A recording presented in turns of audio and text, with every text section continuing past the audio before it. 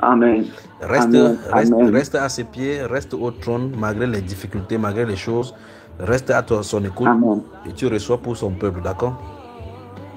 Amen. Amen. Tu avais quelque Amen. chose d'autre à dire, à Amen. saluer aux gens? Y a-t-il des personnes que tu voulais saluer particulièrement? Ah, je salue particulièrement ma tendre et charmante épouse dont j'ai nommé mon miel d'amour. Donc, celle-là Miel d'amour. qui est toujours à mes côtés pour me soutenir. Miel d'amour. Qui, malgré mes faiblesses, voilà, c'est toujours les bons mots, les bons gestes qu'il faut pour me ramener à la raison, pour me combler de son amour. Et si elle entend ma voix, je vais lui dire que je l'aime, je t'aime chérie, je t'aime comme au premier jour, et que le Seigneur par sa grâce, voilà, inonde encore mon cœur de cet amour qui m'amène à t'aimer comme lui, il a aimé l'Église, que la référence d'amour qui coule en moi soit pareille que pour le Seigneur, afin que je puisse accomplir cette œuvre que le Seigneur m'accorde de façon excellente et te conduire aussi là où le Seigneur a prévu pour nous. Je t'aime, mon cœur d'amour. Mon miel d'amour. Et je profite pour passer un shalom à tous les conducteurs du monde entier. Amen. Que le Seigneur vous bénisse, que le Seigneur se souvienne de chacun de vous, que le Seigneur vous remplisse davantage, que le Seigneur vous équipe, que le Seigneur vous positionne là où il a prévu pour chacun d'entre vous. Voilà, et qu'il vous accorde la grâce d'accomplir ce parcours non pas évident, mais plein d'embûches, mais qu'il vous accorde cette grâce d'accomplir ce parcours de façon brillante. Je passe un shalom exceptionnel, particulier, voilà, à ma très chère et tendre maman Sarah. Que le Seigneur te bénisse abondamment. C'est vrai, tu as dit, ça fait longtemps, je t'ai pas fait vraiment, j'espère avec ton cœur de maman que tu comprends, tu vas comprendre. Loin des yeux, mais très très proche du cœur. Je t'aime maman, chérie, que le Seigneur te bénisse. Dis ça encore, recommence encore. Voilà. Donc je disais à ma très chère et tendre maman, que le Seigneur te bénisse encore et encore, que le Seigneur se souvienne véritablement de toi encore. Voilà. Je sais que ça fait longtemps, je n'ai plus pris de tes nouvelles. Pardonne-moi déjà et voilà, qu'avec ton cœur de maman, tu vas comprendre vraiment que des fois ton fils traverse un peu de difficultés, mais par la grâce du Seigneur, on est debout. Voilà. Et voilà, je t'aime, ma très chère et tendre maman. Que le Seigneur te comble, te bénisse encore et encore pour tous les efforts que tu fournis dans cette œuvre ô combien cruciale. Voilà, il est au devant de notre glorieux Père. Voilà, que le Seigneur te bénisse. Que le Seigneur te bénisse. Que le Seigneur te bénisse. Que le Seigneur bénisse son serviteur. Qu'il comble son serviteur et qu'il lui donne toujours d'être, voilà, à la pointe. Amen. Afin d'accomplir de façon brillante cet appel et cette œuvre ô combien aussi grand et merveilleux. Voilà, que le Seigneur l'a placé dedans. Que le Seigneur nous bénisse tous également et que le Seigneur nous donne, voilà, d'être remplis de l'amour, que l'amour déborde au milieu de nous, que l'amour, voilà, je ne sais pas comment je vais qualifier ça, mais que l'amour vrai de notre glorieux Seigneur Jésus déborde en nous. Amen. Et nous donne de nous aimer encore davantage, nous aime de nous surpasser malgré nos, comment je vais dire, malgré nos différences culturelles, sociales, n'importe quoi. L'amour du Seigneur est standard, est unique. Voilà. Si le Seigneur a pu rassembler les peuples et aller à la croix pour nous, nous avons ce devoir-là de nous aimer, mes frères. Aimons-nous davantage. Très bien. Que le Seigneur nous bénisse. Amen. Amen. Amen. Gloire et honneur à celui qui vit au siècle des siècles. Amen. Amen. Amen. Merci beaucoup, Amen. mon frère. Amen. Amen. Oh mon Dieu.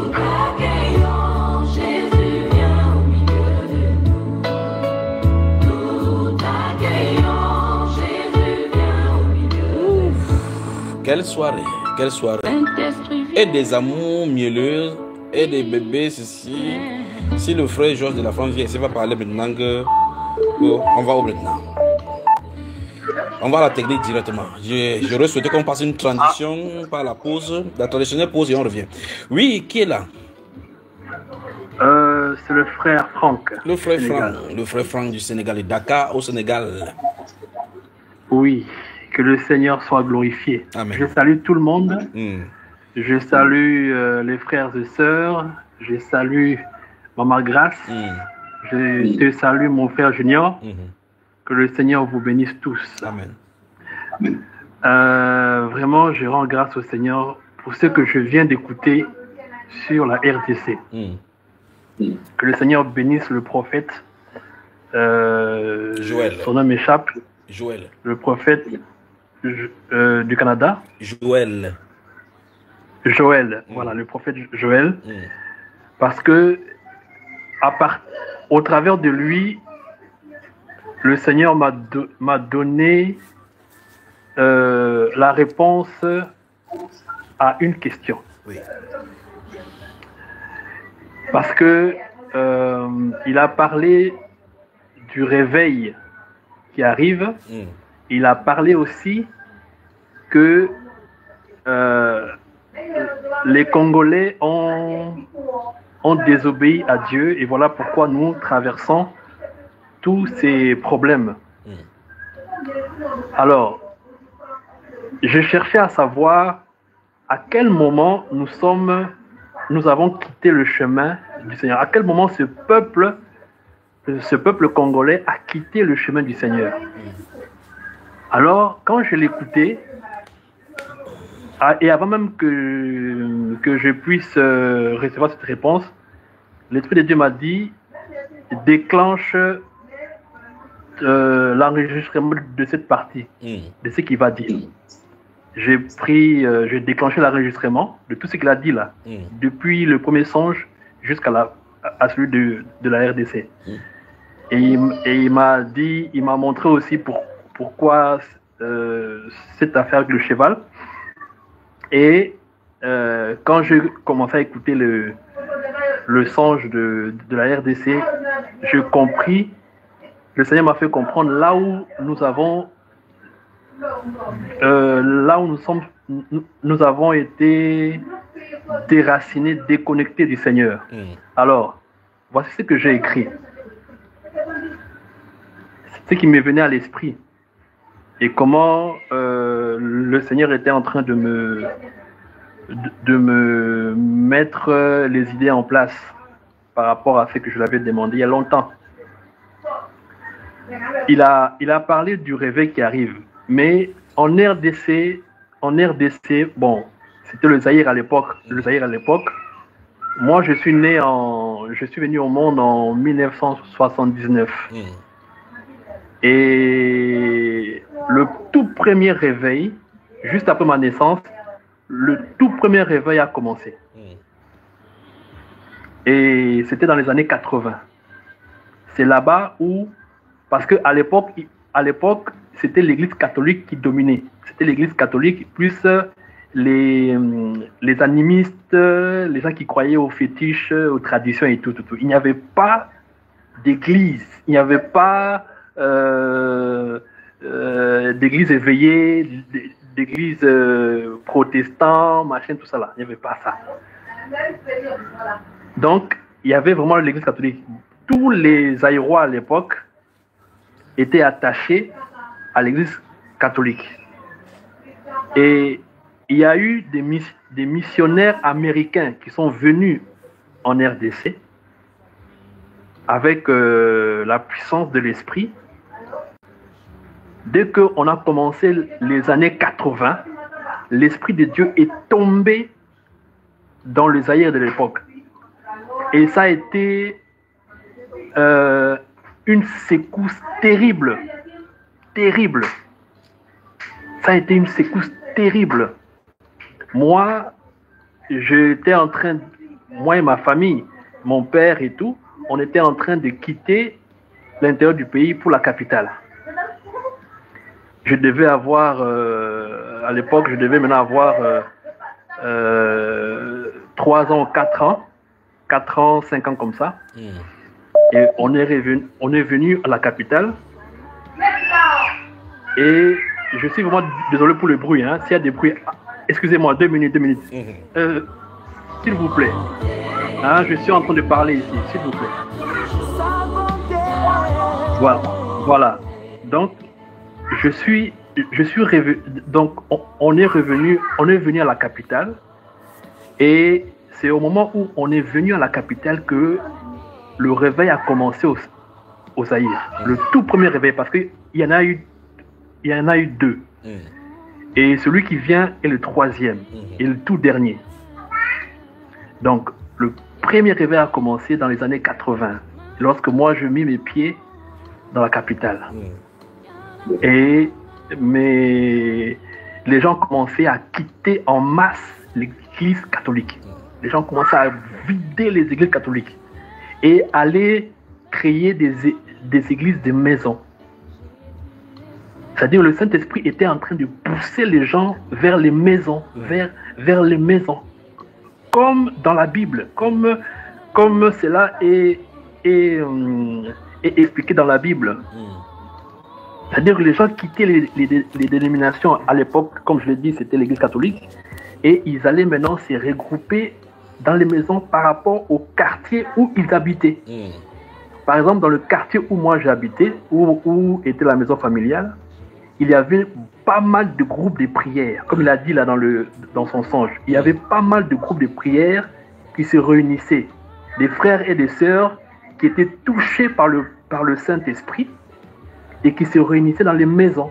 C'est-à-dire, il y avait des frères qui ouvraient leur maison, il y avait des familles qui ouvraient leur maison, à ce que ceux qui habitaient le même quartier se regroupaient dans cette maison-là. Et on pouvait voir dans ces quartiers-là, on pouvait voir au moins 2 ou 3 familles qui ont ouvert leur maison aux gens pour venir prier.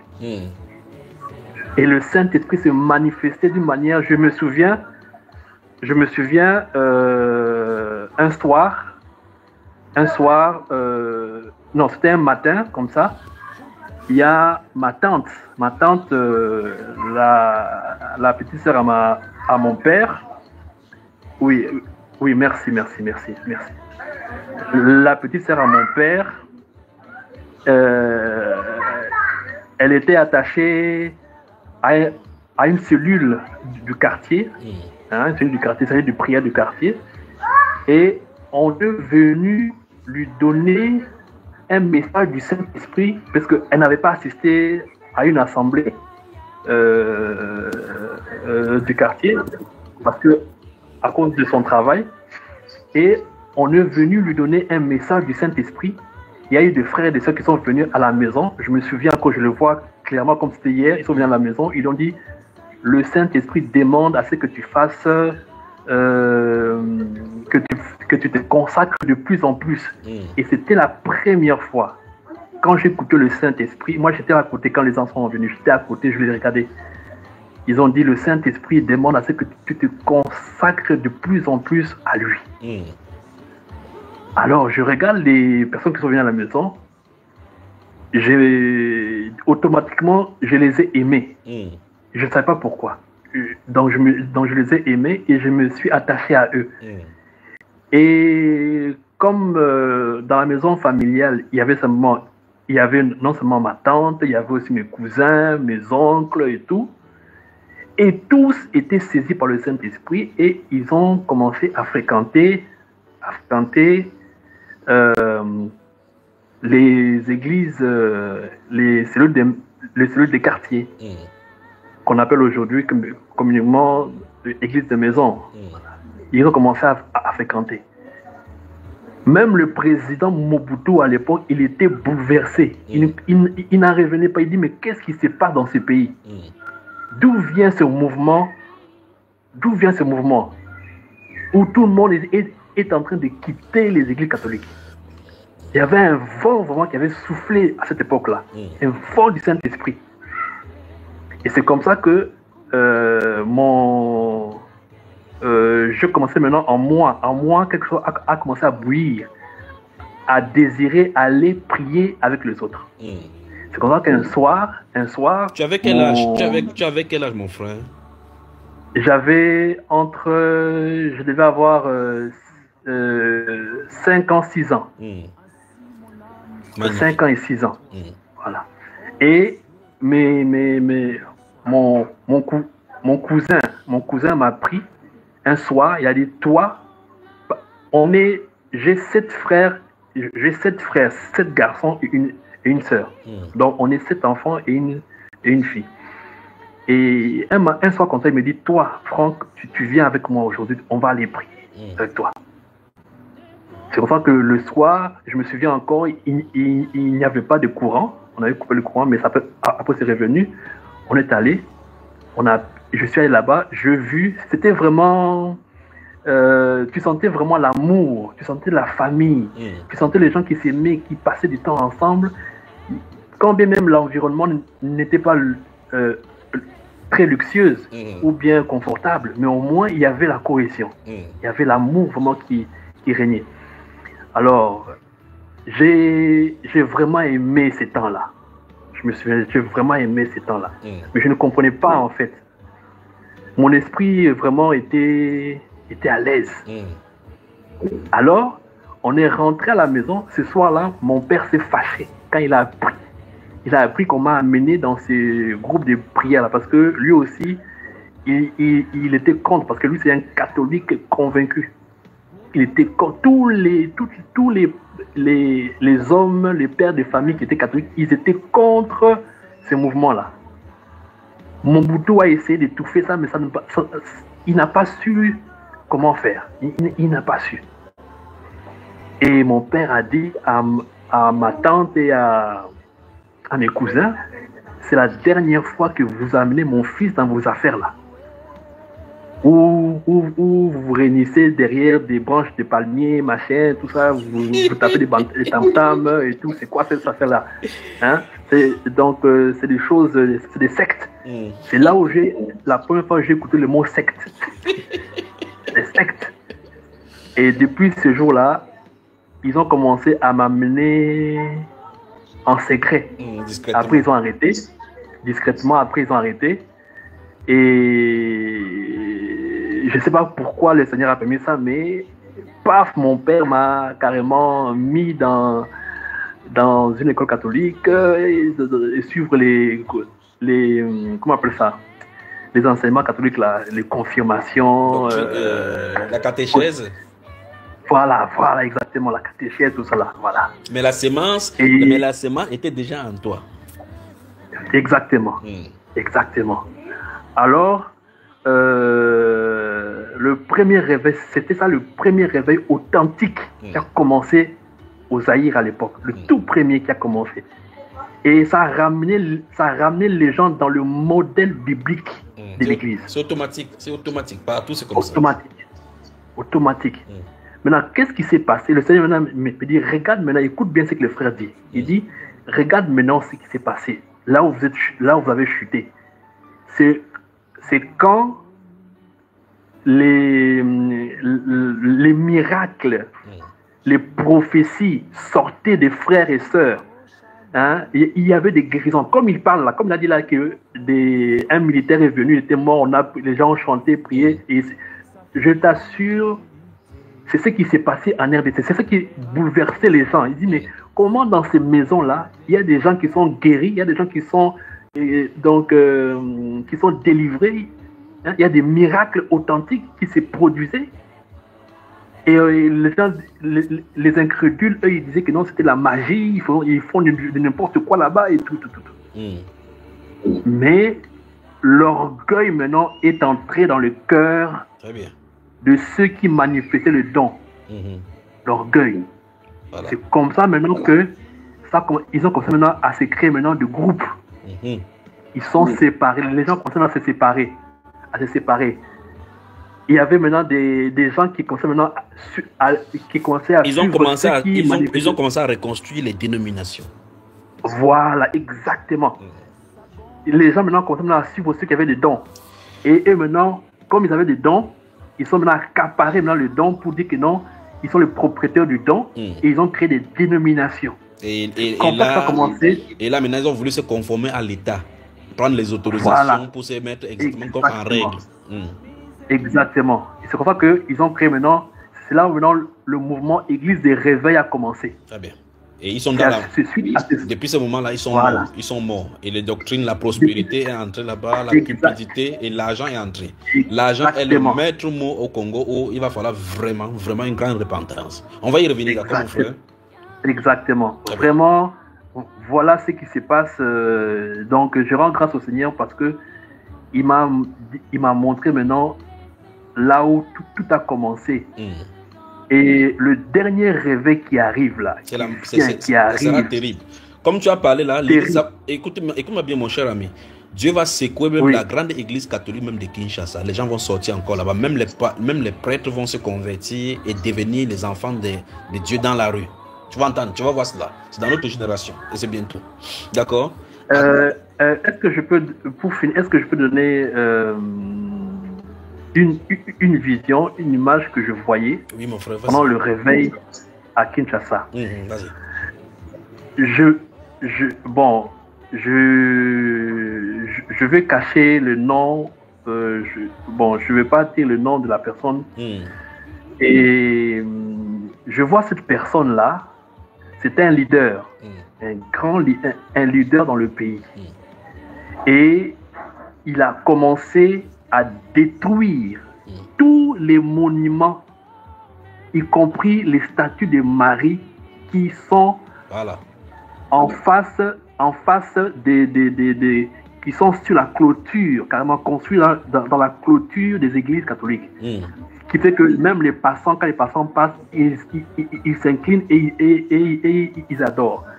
Alors, l'Esprit de Dieu dit à cette personne-là, il dit, tous les autels, tous les statues qui sont en RDC, des statues qui représentent des musiciens, des artistes, des footballeurs, tout ça, tu dois les détruire parce que ce sont des autels qui font que, ce sont des portes qui font que les démons, les esprits impurs qui quittent le deuxième ciel pour venir là. C'est leur porte en fait d'entrée. Exact. Voilà. Et le gars commençait à mettre de l'ordre. Les gens n'en revenaient pas. Il dit, mais ce gars, il est comment? C'était un dur, il est dur. Dur. Mais bizarrement, l'Esprit de Dieu est avec lui. Et il a fait taire l'Église catholique. L'Église catholique n'avait même plus un mot à dire. Absolument. Dans ce pays-là. Le réveil arrive. Ça va secouer l'Église catholique. Amen. Ça va secouer, il y aura les conclaves là-bas, l'Église catholique. Quand il va toucher le cadre de la prophétie sur l'Église catholique, ce sont les choses qui sont écrites là-bas sur le Congo. Il va parler de ces vastes terres qu'ils ont achetées et dans lesquelles ils font des pratiques dans la forêt où les gens ne connaissent pas. On va dénoncer tout cela, d'accord? Amen. Que le Seigneur te bénisse, mon frère Franck. Que le Seigneur te bénisse, mon frère Franck. Il n'y a rien de caché sur la terre qui sera révélé. Shalom, shalom. Merci pour tout ce que tu as dit. Merci. Merci. Nous avons besoin. Très bien.